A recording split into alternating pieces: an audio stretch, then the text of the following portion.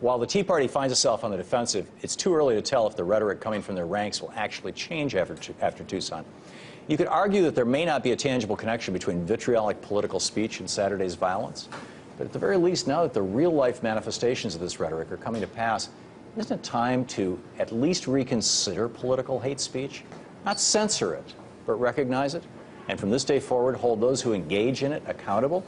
Other nations don't have to confront this problem like our nation does today. Why is that? Because the media in these countries, arguably one of the most influential forces in shaping public discourse and behavior, serve the public interest rather than the corporate interest in many cases. Is there something we can learn from their media model? Here to discuss this issue is our old friend Seton Motley, president of lessgovernment.org. Hello, Seton. Hello, Thom. How are you? Good, good.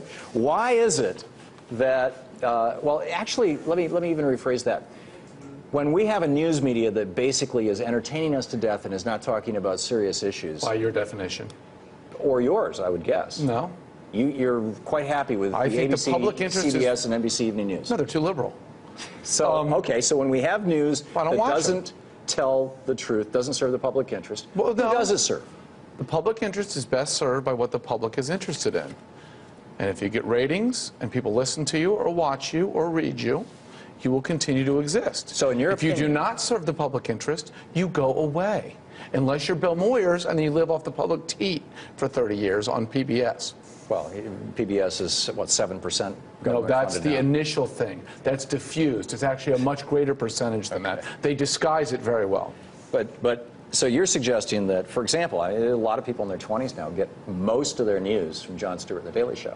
Okay, that's fine with them. If that's their choice, that's fine. That's and you don't think that there should be any balance? No, I don't want any fairness doctrine. I don't want any or equivalent on TV or radio. Right. I want people to decide what they want to watch, decide what they want to read, and do so. Why do you support the power of corporations in this case over the power of democracy? I'm supporting the power of the individual. I'm supporting the power. I'm not telling them they have to listen to something else if they listen to the X. I'm not telling them they have to watch something else if they watch X. I'm not saying you are. I'm not suggesting that anybody has to watch anything. I'm empowering the individual. Something available. Why is it that in Canada, CBC is funded by the government, and Canadians are well informed? Most Canadians can find Iraq on a map. Most Americans can't. In England, BBC, government funded. Most Brits are conversant. You may or may not be able to tie that into the fact that there's government media. No, actually, you can't. No, you can't. All across Europe, and in those countries where you don't have any kind of a national media, you find we have a national media here. Signal. You just said we do. No, I said we don't. I said it was 7% funded. Well, I don't consider NPR 7% to be more. national media. I don't like it. I don't want to fund it, but I have to. I don't like conscripted media. Shouldn't we have some kind? Okay, then why are conservatives celebrating this kind of know-nothingness? I'm not celebrating know-nothingness. I'm celebrating the freedom for people to know nothing if they choose to do so. And so what's coming out of that is that we've got people who are making a decision, political decisions, things that are going to radically affect their lives. And they mostly vote Democrat. Based on whether they want to have a beer with George W. Bush, rather than whether they want to have a statesperson. You should be thrilled. The know-nothings vote your way. Yeah, right. The groundswell of the support for Obama were people who knew nothing about it. Then you're saying that you are fully supportive of an ignorant electorate. You're rejecting Thomas Jefferson's assertion that if the day should come that we have an uninformed and ignorant electorate, we will not have democracy. Well, first of all, we're not a democracy, we're a republic. We will not have a functioning republic. Well, that's not what that's what Jefferson said. Actually, it was. He didn't use the word democracy. That's right. Yeah, you've been trained by the media Marxists to say democracy when you mean socialism. Actually, you should. Frankly, I think you'd probably be very interested to learn the history of the schism between the word republic and democracy. I know a little bit about it. Happened between 1878 and 17. Yes, but the progressives have leapt onto democracy, and when they say democracy, they really mean socialism.